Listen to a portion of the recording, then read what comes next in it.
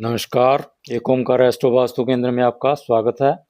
आज का जो वीडियो है वो है कर्क राशि मार्च 2026 का महीना कर्क राशि वालों के लिए कैसा रहेगा उसके बारे में इस वीडियो में बात करेंगे। ये जो कुंडली बनाई है वो कर्क राशि के अकॉर्डिंग है कि कौन सा ग्रह किस राशि में गोचर कर रहा है। कर्क राशि में ही चंद्रमा, आपके राशि स्वामी चंद्रमा 1 मार्च को कर्क राशि में ही है। दूसरे भाव में सिंह राशि में केतु देव, अष्टम भाव में सूर्य देव, बुध देव रेट्रोग्रेड है, राहु देव, मंगल देव और शुक्र देव 5 ग्रह कुंभ राशि में अष्टम भाव में गोचर कर रहे हैं और नवम भाव में शनि देव गोचर कर रहे हैं। और आपके 12वें भाव में मिथुन राशि में गुरुदेव रेट्रोग्रेड हैं, वो जो 11 तारीख तक रेट्रो रहेंगे, 11 तारीख के बाद वो डायरेक्ट हो जाएंगे। ये जो साथ में लिखा है वो लिखा है कि जो ग्रह इस महीने में राशि परिवर्तन करेंगे। सूर्य देव 15 मार्च को रात को 1:01 पर राशि परिवर्तन करके मीन राशि में चले जाएंगे आपके नवम भाव में। शुक्रदेव 2 मार्च को रात को 12:56 पर मीन राशि में आ जाएंगे। शुक्रदेव दोबारा एक बार फिर 26 मार्च को सुबह 5:12 पर राशि परिवर्तन करके मेष राशि में आ जाएंगे। शुक्रदेव 2 बार राशि परिवर्तन करेंगे इस महीने। तो इस वीडियो में देखते हैं कि कर्क राशि वालों की हेल्थ कैसी रहेगी, धन की स्थिति कैसी रहेगी, एजुकेशन जो स्टूडेंट्स पढ़ाई कर रहे हैं उनकी पढ़ाई कैसी रहेगी, कैरियर जॉब बिजनेस कैसा रहेगा और मैरिड लाइफ कैसी रहेगी। साथ में कुछ रेमेडी के बारे में बात करेंगे, तो इसलिए आप हमारा ये वीडियो को पूरा देखें। सबसे पहले देखते हैं हेल्थ के लिए फर्स्ट हाउस देखा जाता है। फर्स्ट हाउस में चंद्रमा, राशि स्वामी चंद्रमा 1 तारीख को राशि में ही है। कर्क राशि के जातकों को मार्च का महीना जो है अपनी सेहत का बहुत ख्याल रखना होगा। जिनकी गुरु की या शनि की दशा चल रही है, शनि अष्टम भाव के स्वामी है, जो गुरुदेव 6ठे भाव के स्वामी है और 12वें भाव में गोचर कर रहे हैं। जून तक यहीं रहेंगे, 11 मार्च तक रेट्रोग्रेड हैं, उसके बाद वो डायरेक्ट हो जाएंगे। इसलिए इन जिनकी गुरु की और शनि की दशा चल रही है, इनको बहुत सचेत रहना है अपनी सेहत के बारे में और इनको खान पान पर अपना पूरा ध्यान रखना होगा। क्योंकि गुरुदेव जो हैं वो मोटापे के कारक हैं, वो डाइजेशन के कारक हैं, वो लिवर के कारक हैं। आपका कोलेस्ट्रॉल बढ़ सकता है, आपको लिवर की प्रॉब्लम दे सकता है। तो ऐसी प्रॉब्लम से बचने के लिए आपको ट्रेडिशनल फूड खाना है। केतु देव आपके सेकंड हाउस में बैठे हैं, केतु देव वो जो हैं वो ट्रेडिशन को डील करते हैं और इसके जो स्वामी है सेकंड हाउस के वो अष्टम भाव में है। इसलिए आपको अपने खाने पर विशेष ध्यान देना होगा। कोई जंक फूड ना खाएं, कोई फास्ट फूड ना खाएं, घर का बना हुआ खाना खाएं। क्योंकि आपके 8th भाव में जो 5 ग्रह गोचर कर रहे हैं उनकी जो सप्तम दृष्टि है वो सेकंड हाउस पर आ रही है। आपको जो भी सेहत के संबंध में प्रॉब्लम आएगी तो वो आपके खान पान के थ्रू ही आएगी। इसलिए आपको अपने खाने पर पूरा ध्यान रखना है। खान पान शुद्ध होगा, घर का बना हुआ खाना खाएंगे तो आपको ये प्रॉब्लम आने में कमी होगी। अब देखते हैं धन की स्थिति। धन भाव जो है वो सेकंड हाउस होता है, उसके भाव के स्वामी है सूर्यदेव। सिंह राशि है, सिंह राशि में केतु देव गोचर कर रहे हैं, राशि स्वामी अष्टम भाव में गोचर कर रहे हैं। आपको 15 मार्च तक ना जो भी कोई अपनी इन्वेस्टमेंट करनी है या बड़े खर्चे करने हैं उनको बहुत ध्यान पूर्वक सावधानी से करने हैं। क्योंकि सेकंड हाउस का जो स्वामी है वो 8th में गोचर कर रहे हैं सूर्यदेव। 8th हाउस जो होता है वो समस्या का होता है, पीड़ा का होता है। महादेव बुध देव रेट्रोग्रेड गोचर कर रहे हैं। बुध देव बुद्धि के स्वामी है और 12वें भाव के स्वामी है। आपके जो सोचने विचारने की स्थिति है वो अच्छी नहीं रहेगी, आपको कंफ्यूजन रहेगा, इसलिए भ्रम की स्थिति रह सकती है।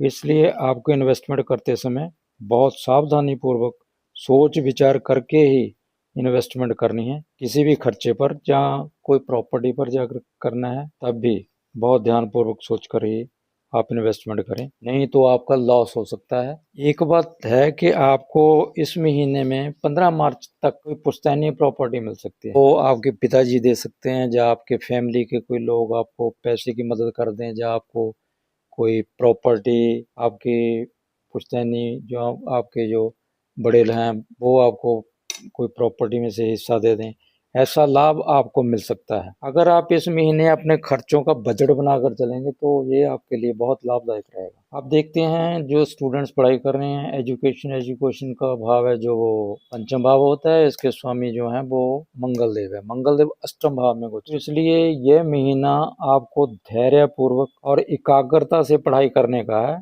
उससे ही आपकी पढ़ाई अच्छी रहेगी। जो लोग किसी रिसर्च रिलेटेड सब्जेक्ट की पढ़ाई कर रहे हैं, क्योंकि ये रिसर्च का हाउस होता है, वहाँ पंचम भाव के स्वामी यहीं रहेंगे। तो पीएचडी कर रहे हैं या कोई इंजीनियरिंग कर रहे हैं, उनके लिए ये महीना अच्छा रहेगा। अगर किसी कॉम्पिटिटिव एग्जाम में अगर आपने हिस्सा लेना है तो उसके लिए ये कंपटीशन के लिए ये महीना अच्छा है, क्योंकि कंपटीशन का जो हाउस होता है वो 6th हाउस होता है, उसके स्वामी जो है 12th हाउस में। जो कंपटीटर है जो आपका, उसका भाव ये होता है, उसके जो छठा भाव है ये होता है कंपटीशन। ये आपके ऑपोजिट जो भी कंपटीटर होगा उसकी सहायता करेगा, इसलिए कंपटीशन में सक्सेस मिलने का योग बहुत कम है। उसके लिए अगर सक्सेस पानी है तो आपको बहुत मेहनत करनी होगी इसके लिए। अगर फिर भी पढ़ा करना ही है आपने तो आप इस हाउस को मजबूत करें। आपके पंचभाव के स्वामी जो मंगल देव हैं, मंगल देव की उपासना करें, जमीन पर चलें, जमीन पर सोएं,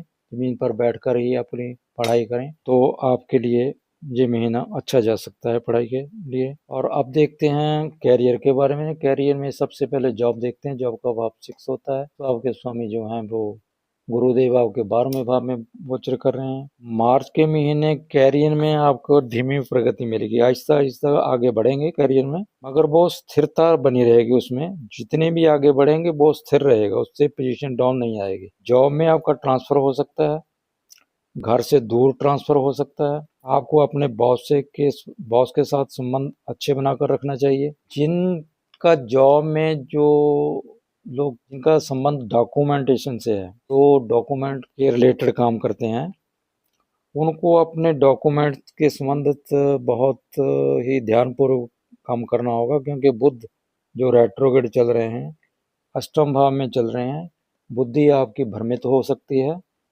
कोई गलत डॉक्यूमेंट पर साइन हो सकता है, कोई गलत डॉक्यूमेंट को आप पुटअप कर सकते हैं, इसलिए आपको सावधानी पूर्वक ये काम करने चाहिए। पेपर वर्क पर पूरा ध्यान रखें, नहीं तो वही पेपर वर्क जो आपसे कोई गलत हो जाएगा तो आपको प्रॉब्लम बन जाएगा आगे के लिए। जॉब बदलने का विचार भी आपका आ सकता है, मगर आपको उस विचार को मई जून तक आपको उसको टाल देना चाहिए। जो बिजनेस में है, बिजनेस का हाउस जो होता है वो 7th हाउस होता है। 7th हाउस के स्वामी जो हैं वो शनिदेव हैं। शनिदेव आपके भाग्य भाव में है, मगर वो 8th भाव के स्वामी भी हैं। जो शनिदेव के डिस्पोजिटर हैं वो है गुरुदेव। गुरुदेव 12वें भाव में है, वो खर्चे का, लॉस का भाव है। जो रिटेल का बिजनेस करते हैं उनको इन्वेस्टमेंट बड़ी सोच समझ के करनी है अपने बिजनेस में, उसमें आपको लॉस हो सकता है, क्योंकि व्यापार के कारक जो ग्रह हैं वो बुध देव होते हैं। व्यापार का कारक जो है बुध देव है। बुध देव जो रेट्रोग्रेड चल रहे हैं, भ्रम की स्थिति रहेगी, सही फैसला नहीं ले पाएंगे, इसलिए आपको थोड़ा बचकर ही काम करना चाहिए। इन्वेस्टमेंट है जो बिजनेस में, रिटेल बिजनेस में, उसमें आपको जोखिम हो सकता है। इन्वेस्टमेंट करने से पहले बहुत विचार विमर्श कर लेना चाहिए। वैसे तो इन्वेस्टमेंट करने से बचना ही चाहिए, इस महीने इन्वेस्टमेंट ना ही करें तो अच्छा है।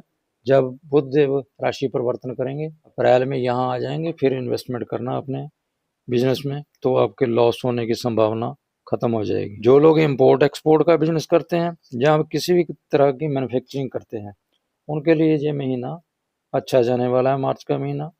उनके पास कस्टमर अच्छे आएंगे, उनका काम बढ़ेगा। बस आपको इतना ख्याल रखना कि अपने कस्टमर के साथ और अपने पास जो वर्कर काम करते हैं उनके साथ थोड़ा निम्रता से पेश आएं, तो आपको कोई प्रॉब्लम नहीं होगी बिजनेस में। बिजनेस आपका अच्छा चलेगा, मगर इन्वेस्टमेंट से बचें। फिर कह रहा हूँ कि इन्वेस्टमेंट में आपको लॉस हो सकता है, क्योंकि बुध आपकी बुद्धि को प्रभावित करेंगे, सही फैसला आप नहीं ले पाएंगे, क्योंकि बुध रेट्रोग्रेड चल रहे हैं। अब मैरिड लाइफ देखते हैं। मैरिड लाइफ का हाउस जो होता है वो 7th होता है। 7th हाउस का जो स्वामी है वो शनिदेव है, आपके भाग्य भाव में चल रहे हैं। आपको आपके स्पाउस पर कुछ खर्चा करते रहना चाहिए, उसकी पसंद की चीज़ों पर खर्चा करके अपने स्पाउस की पसंद की चीज़ों को स्पाउस को गिफ्ट करें, तो इससे आपके आपसी संबंध और मजबूत होंगे। मगर आप पर ससुराल का जो हाउस होता है वो ये होता है, यहाँ 5 ग्रह हैं। ससुराल की तरफ से आप पर प्रेशर जरूर रहेगा इस महीने, उसको आप शांतिपूर्वक हैंडल करें। संतान की तरफ से भी थोड़ी पीड़ा हो सकती है, कि संतान भाव जो होता है पंचम भाव, उसके स्वामी वो भी अष्टम में है। ये आपकी पीड़ा का, आपकी तकलीफ का हाउस है, तो संतान की तरफ से भी आपको थोड़ी प्रॉब्लम सामने आ सकती है, कोई फेस करनी पड़ सकती है आपको। इसलिए बच्चों के साथ कोई ज़्यादा आर्गूमेंट ना करें, आर्गूमेंट से आप बचें। बच्चों के साथ भी, अपने स्पाउस के साथ भी, अपने जो ससुराल के साथ भी संबंध अच्छे रखें, उनके साथ कोई आर्गुमेंट से बचें, तो आपके ऊपर ये प्रेशर कम हो जाएगा। भाग्य आपका साथ देगा। भाग्य के थ्रू आप इस महीने में कोई धार्मिक यात्रा कर सकते हैं, क्योंकि ये धर्म का हाउस भी है, वो 12वें भाव में है स्वामी गुरुदेव। तो आप अपने परिवार के साथ किसी धार्मिक यात्रा पर जा सकते हैं, ऐसा योग बन रहा है। आप रेमेडी देख लेते हैं। अगर आपको किसी भी प्रकार की कोई प्रॉब्लम आ रही हो, तो आपको सोमवार के दिन फास्ट करें, व्रत रखें और शिव मंदिर में जाकर दूध का अभिषेक करें। और सोमवार को आपको ज़रूरतमंद लोगों को थोड़ा खाना डोनेट करना चाहिए, इससे भी आपकी प्रॉब्लम सॉल्व हो जाएगी। तो ये था हमारा वीडियो कर्क राशि पर, कि कर्क राशि वालों का मार्च महीना कैसा जाएगा उसके बारे में। अगर आपको हमारा ये वीडियो अच्छा लगे तो हमारे वीडियो को लाइक करें, शेयर करें, हमारे चैनल को सब्सक्राइब करें। बहुत बहुत धन्यवाद।